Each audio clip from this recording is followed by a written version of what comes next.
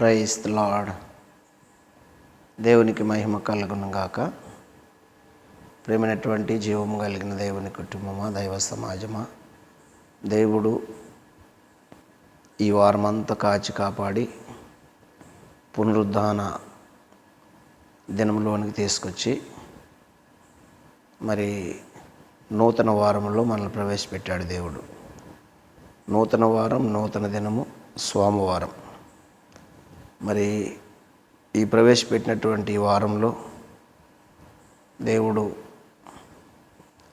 మన ముందున్నటువంటి దినాలన్నిటినీ మళ్ళీ వచ్చే ఆదివారం వరకు ఆయన కృపలో భద్రపరిచి కాచి కాపాడాలని నా ప్రార్థన. ఆయన సన్నిధి మనకు తోడుగా ఉండాలని, మనము చేపట్టే ప్రతి పనిలోనూ దినచర్యలన్నిటిలో ఆయన జ్ఞానాత్మనిచ్చి నడిపించాలని నా ప్రార్థన, నా హృదయాభిలాష. రెండు ప్రియ దైవజన్మ, ఈ దినం కొరకు దేవుడు సిద్ధపరిచినటువంటి వాక్యాన్ని చదువుకొని మనము క్లుప్తంగా దైవధ్యానం చేసి ప్రార్థనకు వెళ్దాము. కీర్తనల గ్రంథము 145 కీర్తన మొదటి చరణాన్ని చదువుకుందాం. మొదటి 2 చరణాలు కీర్తనలో 145 మొదటి చరణంలో, రాజు అయిన నా దేవా, నిన్ను గణపరిచెదను, నీ నామమును నిత్యము సన్నుతించెదను, అనుదినము నేను నిన్ను స్తుతించెదను, నిత్యము నీ నామమును స్తుతించెదను. ప్రార్థన. పరిశుద్ధుడు, ప్రేమ కలిగిన గొప్ప దేవ, యేసయ్య వందనాలు. చదవబడిన వాక్యాన్ని ఇరిచి ముక్కలు ముక్కలుగా మాకు వడ్డించి నాతో మాతో మాట్లాడి మహిమ పొందమని, నీ దయగలిగిన హస్తం ఉంచమని, కృపాక్షేమములు మెండుగా కుమరించమని చిన్నమని మీ పాసానికి చేర్చుకుని యేసునామమున అడుగుచున్నాను తండ్రి, ఆమేన్. హల్లెలూయా. దేవునికి స్తోత్రం కలుగును గాక. ప్రభునందు నాకు అత్యంత ప్రేమైనటువంటి జీవము కలిగిన దేవుని కుటుంబమా, దైవ సమాజమా, ప్రతిదినము ఆయన వాక్కు చేత మనలను బలపరుస్తూ ఆయన వాక్యాన్ని మనకి వినిపిస్తూ, ఆయన వాక్యంలో జీవమున్నది, ఆ జీవము మనకు ఎలుగై ఉన్నది, ఆ ఎలుగునిస్తూ నడిపిస్తూ చక్కటి ఆలోచన ఇచ్చి మన దినచర్యలోని పనిపాటలు తోడుగా ఉండి నడిపిస్తున్నాడు. అటువంటి దేవుణ్ణి మనం ఏం చేయాలి అంటే, అటువంటి దేవుణ్ణి హృదయపూర్వకంగా హత్తుకోవాలి. అటువంటి దేవుణ్ణి మనము హృదయపూర్వకంగా ఆరాధించాలి. అటువంటి దేవునికి మన సమయం అంతా హెచ్చించాలి. కనుక ఆ దేవుడు ఎటువంటి వాడు అంటే, ఆయన మనల్ని సృష్టించిన దేవుడు, మన రాజు, మన పరిపాలకుడు. దేవునికి స్తోత్రము కలుగునుగాక. ఏమండి, ఆయన ఎటువంటి వాడంటే సృష్టికర్త. ఆయనకున్నటువంటి సర్వాధికారములు, ఆయనకున్నటువంటి సర్వాధికారాలు, బాధ్యతలు. ఏమండి, కనుక ఆయనకు సంక్రమించినటువంటి క్రియలు, ఎన్నో ప్రణాళికలు ఆయన చేయాలని తన ప్రజల పట్ల ఉద్దేశం కలిగి ఉన్నటువంటి దేవుడు.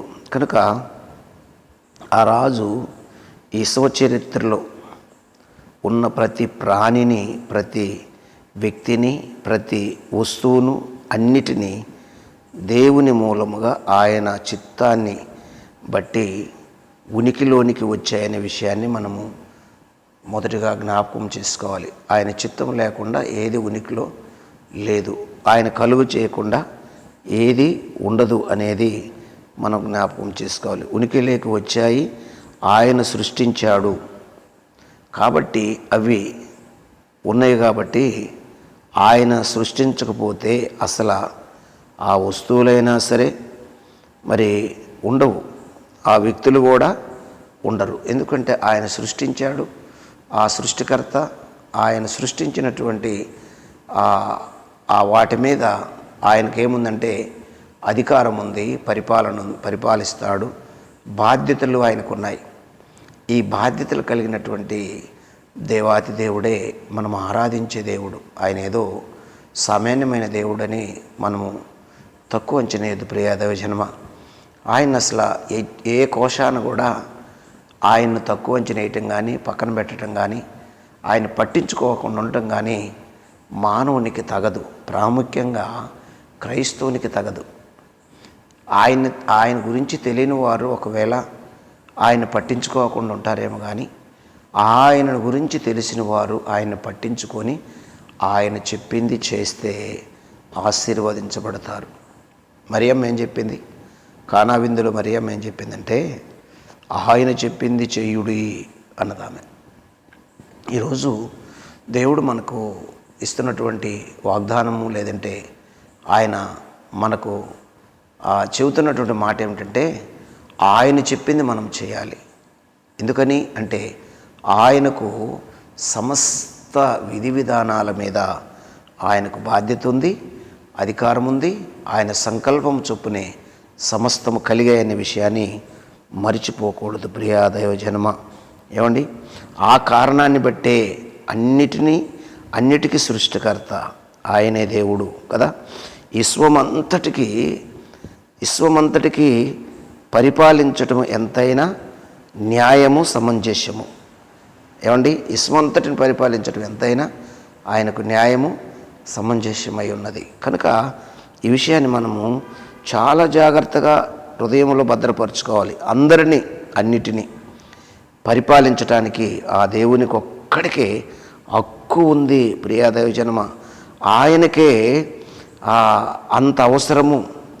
ఏమండి, ఆ శక్తియు జ్ఞానము ఆయనకు మాత్రమే ఉంది. ఇంకెవరికి అంత శక్తి అంత జ్ఞానము ఎవరికి ఉంది చెప్పండి? విశ్వాన్ని పరిపాలించే జ్ఞానము, విశ్వాన్ని పరిపాలించే శక్తి, విశ్వాన్ని పరిపాలించే సామర్థ్యత ఈ భూమి మీద ఏ మనుషుడికైనా ఉన్నదా అంటే ఎవరికి లేదు. ఆయన విశ్వ సృష్టికర్త కాబట్టి విశ్వాన్ని పరిపాలించే ఆ శక్తి, జ్ఞానము, పరిపాలన,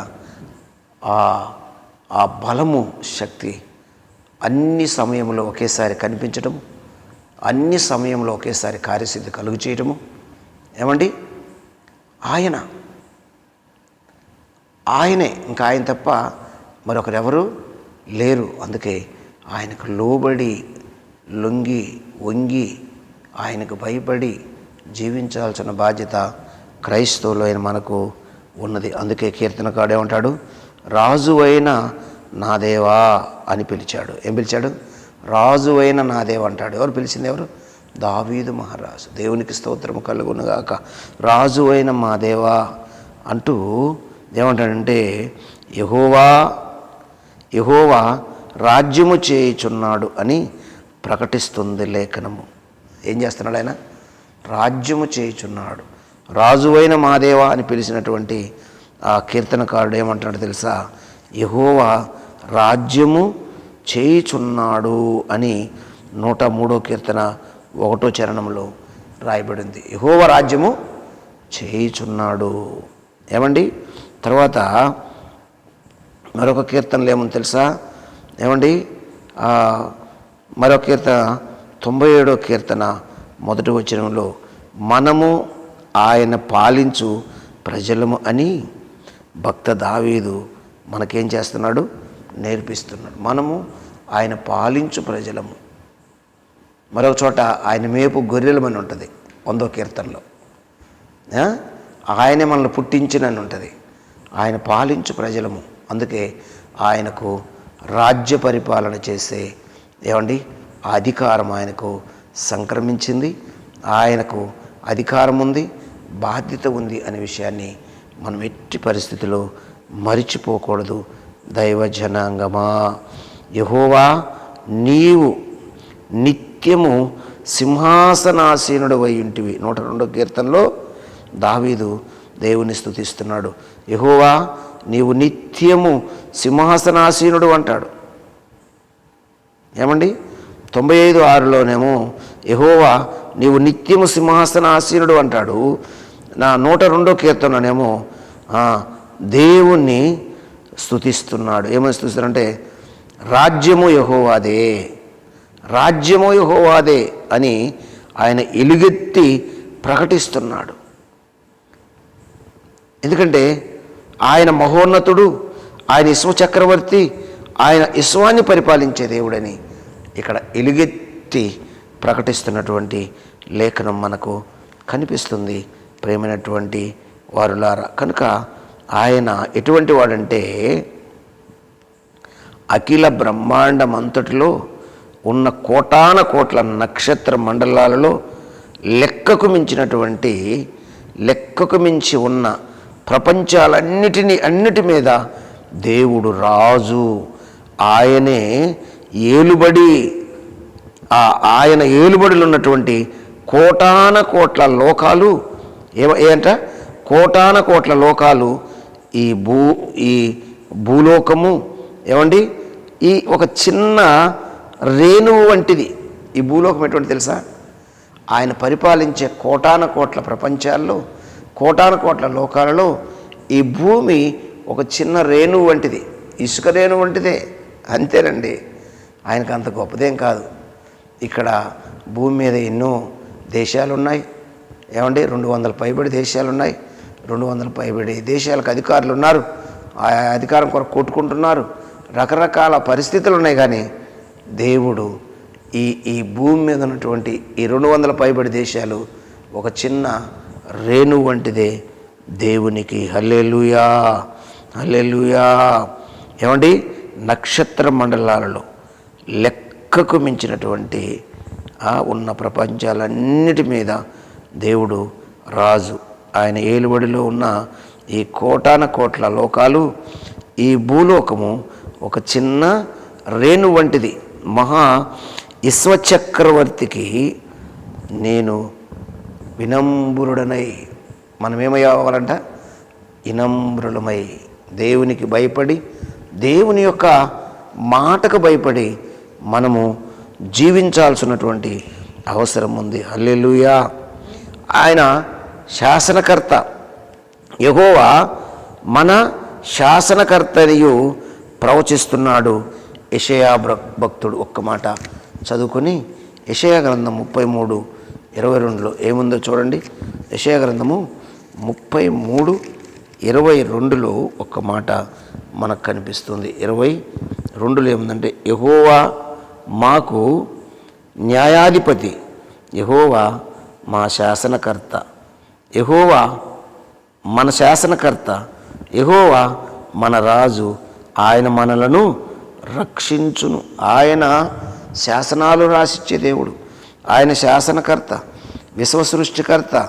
ఏమండి విశ్వసృష్టికర్త, రాజు అయినటువంటి దేవుడు. ఆయన మహోన్నతుడు అయ్యున్నాడు.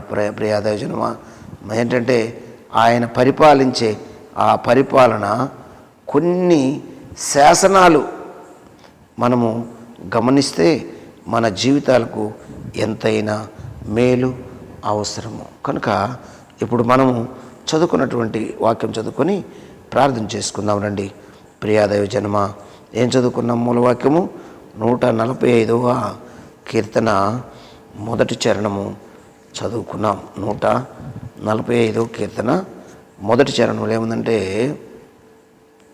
రాజు అయిన నా దేవా నిన్ను గణపరిచెదను, నీ నామము నిత్యము స్తుతించెదను. అనుదినము నేను నిన్ను స్తుతించెదను, నిత్యము నీ నామమును స్తుతించెదను. యెహోవా మహాత్యము గలవాడు, ఆయన అధిక స్తోత్రము నొందదగినవాడు, ఆయన మహాత్యము గ్రహింప సఖ్యము కానిది. అబ్బా, మహాత్యము గ్రహింప సఖ్యము కానిది. మహారాజు అయినటువంటి దేవుడు, శాసనాలు రాసిన దేవుడు, శాసనకర్త అయిన దేవుడు, ఆయన సృష్టికర్త. సృష్టిలో నిర్మించబడిన ప్రతి వస్తువు, మనుషులు, మృగాలు, ప్రకృతి అంతా ఆయన ద్వారా కలిగింది. వాటి మీద పరిపాలకుడు ఎవరంటే రాజు అయినటువంటి దేవుడు, ఆయన యేసుక్రీస్తు ప్రభు. ప్రపంచముల నిర్మాణకుడు, నిర్మించినవాడు, శాసనకర్త, శాసనాలు రాసిన దేవుడు. ఆయన పేరు నజరుడైన యేసు. కనుక ఆయనకు మనము ఎంత మురికినా తనివి తీరదు, ఎన్ని పాడినా తనివి తీరదు, ఎంత లోబడి ఉన్నా సరిపడదు. ప్రియా దైవజనమా, ఆయన సొత్తయి ఉండండి. ప్రార్థన చేద్దాము. మనందరం ఆయనకు సొత్తు అయి ఉండాలి. పరిశుద్ధుడు ప్రేమ కలిగిన తండ్రి స్తోత్రాలయ్యా. ఇతబడిన వాక్యాన్ని ప్రభు అందరికీ ఆశీర్వాదకరంగా మలిసి మయం పొందమంచి మన పాస్టర్ని చేర్చుకోమని దినదీవిన దిన రక్షణ దయచమని యేసునామములో అడుగుచున్నాను తండ్రి. ఆమెన్. God bless you. దేవుడు మిమ్మల్ని దీవించి ఆశీర్వదించును గాక. ఆమెన్.